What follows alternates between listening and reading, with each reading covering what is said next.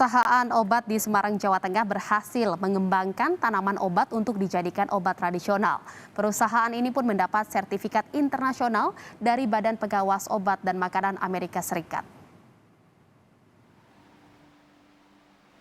Beberapa jenis tanaman obat yang tumbuh di Indonesia seperti jahe, kunyit, meniran, dan tanaman obat lainnya sudah sejak lama dimanfaatkan masyarakat Indonesia sebagai obat tradisional untuk meningkatkan daya tahan tubuh.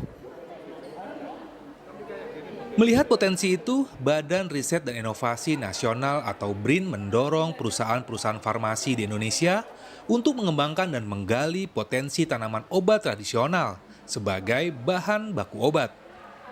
Hal ini dilakukan guna mengurangi ketergantungan bahan baku obat impor.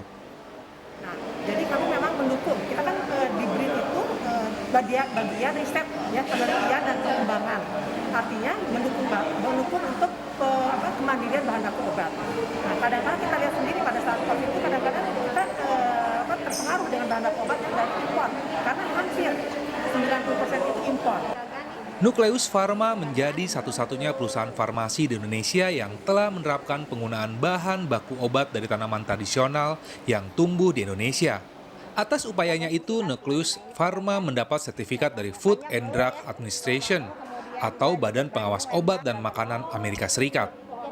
Menurut CEO Nucleus Pharma, Edward Basilianius, penggunaan bahan alami sebagai bahan baku obat tidak kalah dengan produk-produk obat dari luar.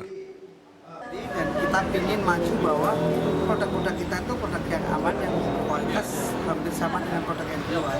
Jadi kalau kita itu ingin bahwa itu kita mendapatkan fasilitas yang namanya sertifikat FDA atau register fasilitas FDA, itu kita mau bahwa kedepannya produk kita bisa dipakai sama ekspatriat yang ada di Indonesia.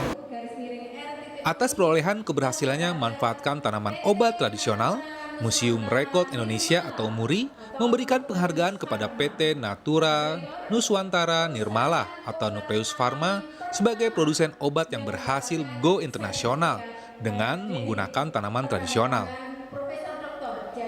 Heri Widodo, Kompas TV Semarang,